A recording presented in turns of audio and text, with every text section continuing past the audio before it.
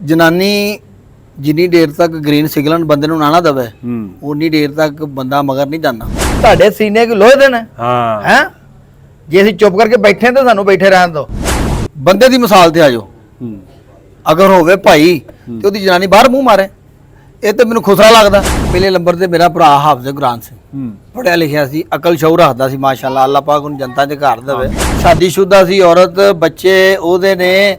ਤੇ ਫਿਰ ਮੈਨੂੰ ਇਹ ਦੱਸੋ ਮੇਰੇ ਭਰਾ ਨੂੰ ਕੀ ਕਾਹਦੇ ਵਾਸਤੇ ਉਹਨੂੰ ਕਾਹਦੇ ਵਾਸਤੇ ਬੁਲਾਉਂਦੀ ਸੀ? ਉਹ ਅੱਖ ਸਾਚੇ ਆ। ਜਿੰਨੀ ਦੇਰ ਤੱਕ ਸਾਡੇ ਸਾਜ ਸਾਣ ਹੈ ਅਸੀਂ ਇਹਨਾਂ ਨੂੰ ਤੁੰਨ ਕੇ ਰੱਖਾਂਗੇ ਇਨਸ਼ਾਅੱਲਾ ਤਾਲਾ। ਅੱਛਾ ਸ਼ੌਕਤ ਭਾਈ, ਤੁਸੀਂ ਮੈਨੂੰ ਇਹ ਦੱਸੋ ਕਿ ਰਈਸ ਬਿਲਾ ਵਜ੍ਹਾ ਲੋਕਾਂ ਦੇ ਘਰ ਚਲਾ ਜਾਂਦਾ ਸੀ, ਕਿਉਂਕਿ ਲੋਕਾਂ ਦਾ ਇਹ ਕਹਿਣਾ ਹੈ ਕਿ ਜੀ ਜਿੰਨਾ ਕਸੂਰ ਆਮਨਾ ਦਾ ਹੈ ਉਨਾ ਹੀ ਕਸੂਰ ਰਈਸ ਦਾ ਸੀ, ਲੇਕਿਨ ਰਈਸ ਨੂੰ ਮਾਰ ਦਿੱਤਾ ਗਿਆ ਤੇ ਜਿਹੜੀ ਆਮਨਾ ਹੈ ਉਹ ਆਪਣੀ ਸਜ਼ਾ ਤੇ ਭੁਗਤਦੀ ਪਈ ਹੈ।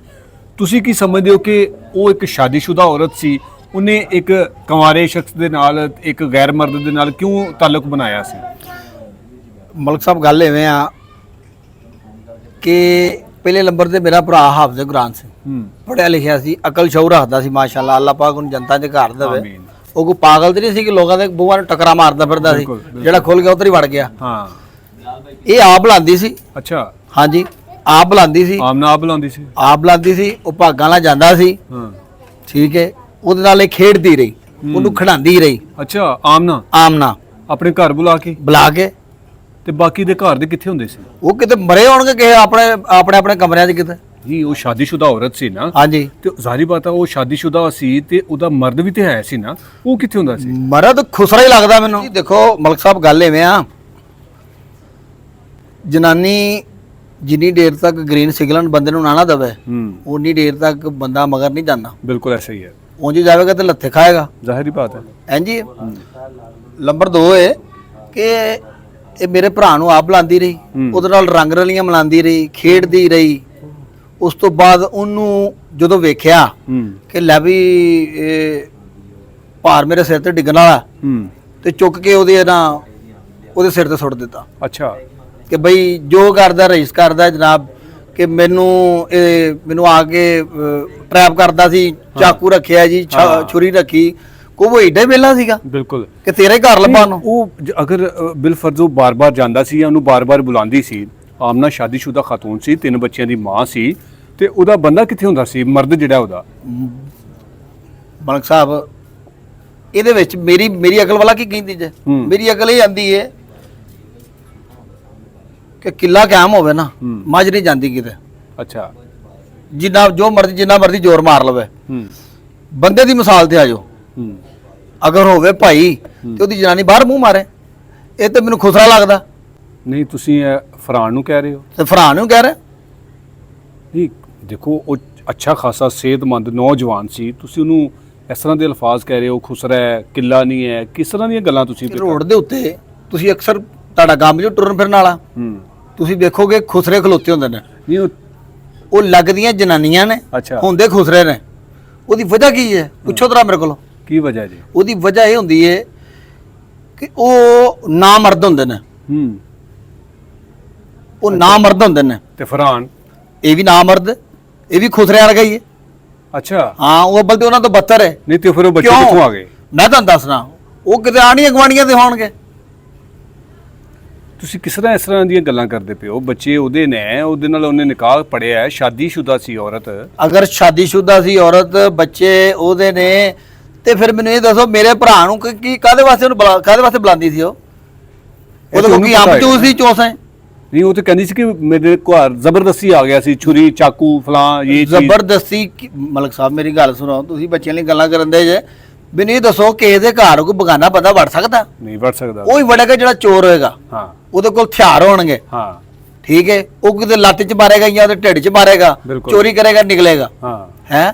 ਉਹ ਮੈਨੂੰ ਇਹ ਦੱਸੋ ਉਹਦੇ ਕੋਲ ਸਿਰਫ ਚਾਕੂ ਹੀ ਸੀਗਾ ਕਿ ਉਹਦੇ ਘਰ ਵੜਿਆ ਤੇ ਜਾ ਕੇ ਉਹ ਅੱਲਾ ਮਾਫੀ ਦੇ। ਦੇਖੋ ਮੈਂ ਇੱਕ ਗੱਲ ਹੋਰ ਕਰਨਾ ਚਾਹਨਾ, ਇਹ ਜਿਹੜੇ ਕਹਿੰਦੇ ਨੇ ਚਾਕੂ, ਇਹ ਚਾਤਰਬਾਜ਼ੀ ਇਹਦੀ। ਅੱਛਾ, ਝੂਠ ਮਾਰਦੀ। ਉਹਦਾ ਝੂਠ ਤੇ ਐਕਸਪੋਜ਼ ਹੋ ਗਿਆ ਨਾ, ਅੱਲਾ ਦੇ ਹੁਕਮ ਨਾਲ। ਹੋਰ ਵੀ ਹੋਣਗੇ। ਉਹ ਝੂਠ ਮਾਰਦੀ ਹੈ।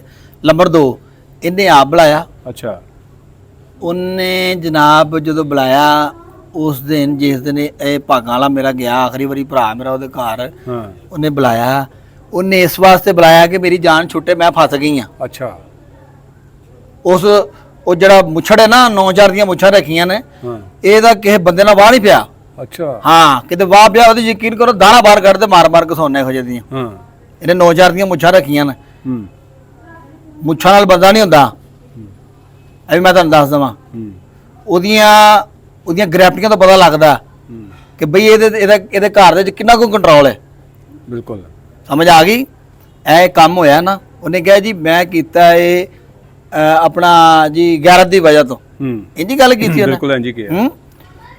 ਉਹ ਤੇਰੀ ਗੈਰਤ ਉਦੋਂ ਕਿੱਥੇ ਸੀਗੀ ਹੂੰ। ਕਿ ਜੇ ਤੈਨੂੰ ਪਤਾ ਲੱਗਾ ਸੀਗਾ ਕਿ ਵੀ ਇਹ ਬੰਦਾ ਆਇਆ ਹੈ, ਫੋਨ ਕੀਤਾ ਤੇ ਸਿੱਧਾ ਮੇਰੇ ਘਰ ਆਇਆ, ਹਾਂ, ਇਹ ਆਸੇ-ਪਾਸੇ ਕਿਉਂ ਨਹੀਂ ਗਿਆ? ਬਿਲਕੁਲ। ਜਾਂ ਪੁੱਛਿਆ ਕਿਉਂ ਨਹੀਂ ਕਿ ਮੈਂ ਕਿਹੜੇ ਐਡਰੈਸ ਤੇ ਆਵਾਂ, ਮੈਨੂੰ ਦੱਸੋ। ਹਾਂ। ਸਿੱਧਾ ਉਹਨਾਂ ਦੇ ਘਰ ਗਿਆ। ਲੇਕਿਨ ਉਹਦੇ ਤੋਂ ਪਹਿਲੇ ਉਹਦੇ ਪਿਓ ਨੇ ਵੇਖ ਲਿੱਤਾ ਸੀ ਨਾ ਕਮਰੇ ਦੇ ਵਿੱਚ। ਸਾਰਾ ਮਾਮਲਾ ਚੱਲ ਰਿਹਾ ਸੀ, ਉਹਨੂੰ ਪਤਾ ਸੀਗਾ ਇਹ ਸਾਰੀ ਪਲੈਨਿੰਗ ਹੋਈ। ਅੱਛਾ। ਉਹਦੇ ਪਿਓ ਨੇ ਕਿਹਾ ਕਿ ਪੁੱਤਰ ਇਹ ਕੰਮ ਹੋ ਗਿਆ ਕਿ ਤੇਰੀ ਜਨਾਨੀ ਭੈੜੀ ਹੋ। ਹਾਂ।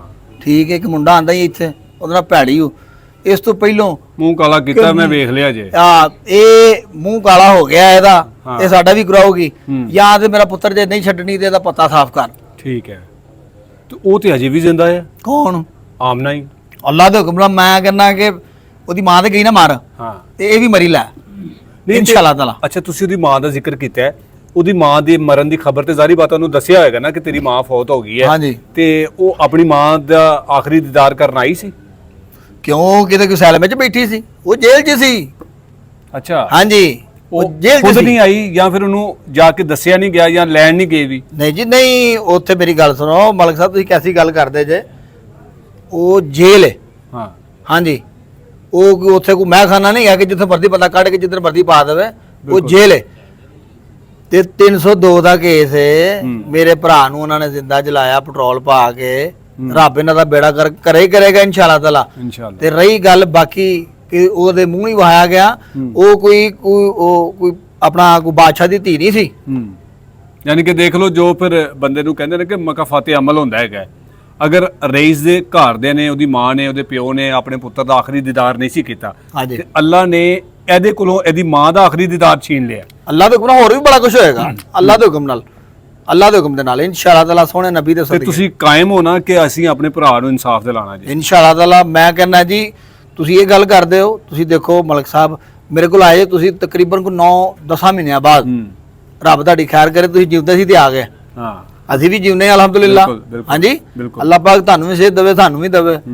ਲੇਕਿਨ ਜ਼ਿੰਦਗੀ ਜਿਹੜੀ ਨਾ ਤੇ ਮੌਤ, ਉਹ ਮਾਲਕ ਦੇ ਹੱਥ 'ਚ ਹੈ। ਮਾਲਕ ਦੇ ਹੱਥ ਦੇ ਵਿੱਚ। ਅਸੀਂ ਹੱਕ ਸਾਚੇ ਆ, ਜਿੰਨੀ ਦੇਰ ਤੱਕ ਸਾਡੇ ਸਾਹ ਨੇ, ਅਸੀਂ ਇਹਨਾਂ ਨੂੰ ਤੁੰਨ ਕੇ ਰੱਖਾਂਗੇ ਇਨਸ਼ਾਅੱਲਾ ਤਾਲਾ। ਅੱਛਾ। ਅੱਲਾਹ ਦੇ ਹੁਕਮ ਦੇ ਨਾਲ। ਔਰ ਦੂਜੀ ਗੱਲ ਮੈਂ ਤੁਹਾਨੂੰ ਇੱਕ ਹੋਰ ਦੱਸਾਂ ਕਿ ਮੈਨੂੰ ਥੋੜੀ ਜਿਹੀ ਪਤਾ ਲੱਗਾ ਸੀ ਵੀ ਇਹ ਧਮਕੀਆਂ ਦਿੰਦੇ ਨੇ ਕਿ ਜੀ ਇੰਜ ਕਰ ਦਾਂਗੇ ਤੇ ਉਂਝ ਕਰ ਦਾਂਗੇ।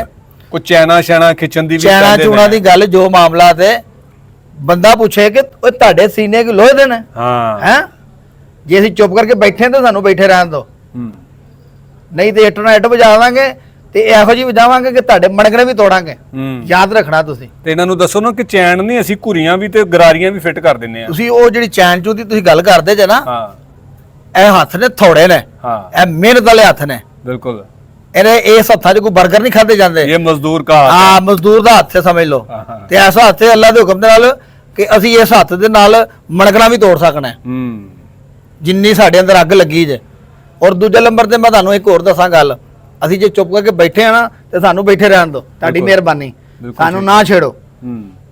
ਅੱਛਾ, ਆਖਰ ਦੇ ਵਿੱਚ ਤੁਸੀਂ ਮੈਨੂੰ ਇਹ ਦੱਸੋ ਕਿ ਰਈਸ 1 ਸਾਲ ਪਹਿਲੇ ਇਹਨਾਂ ਦਿਨਾਂ ਦੇ ਵਿੱਚ ਕਾਰ ਆਂਦਾ ਜਾਂਦਾ, ਆਪਣੀ ਡਿਊਟੀ ਤੇ ਜਾਣਾ, ਬੜੀਆਂ ਸ਼ਰਾਰਤਾਂ ਵੀ ਯਕੀਨਨ ਕਰਦਾ ਹੋਏਗਾ। ਇਹ ਸਾਰੀਆਂ ਉਹਦੀਆਂ ਜਿਹੜੀਆਂ ਯਾਦਾਂ ਨੇ ਅਜੇ ਵੀ ਸਤਾਉਂਦੀਆਂ ਨੇ, ਉਸੇ ਤਰ੍ਹਾਂ ਘਰ ਦੇ ਵਿੱਚ ਫਿਰਦਾ ਨਜ਼ਰ ਆਉਂਦਾ ਤੇ ਹੋਏਗਾ ਹੀ। ਉਹ ਮੈਂ ਕਹਿੰਦਾ ਮਲਕ ਸਾਹਿਬ ਝਾਕੇ ਪੈਂਦੇ ਨੇ ਯਾਰ। ਇਹ ਈਦਾਂ ਗਈਆਂ ਨਾ 2, ਅੱਲਾ ਜਾਣਦਾ ਜੇ ਕਿ ਅੱਲਾ ਤੋਂ ਫਿਰ ਸਬਰ ਮੰਗਿਆ, ਅੱਲਾ ਸੋਹਣਾ ਸਬਰ ਦੇ ਦੇ।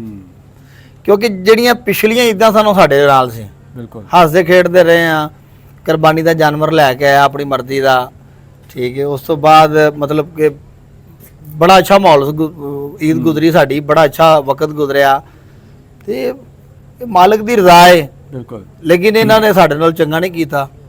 ਇਹਨਾਂ ਨੂੰ ਚਾਹੀਦਾ ਸੀ ਇੱਕ ਮੌਕਾ ਦਿੰਦੇ, ਜਿਸ ਤਰ੍ਹਾਂ ਵੀ ਸੀ।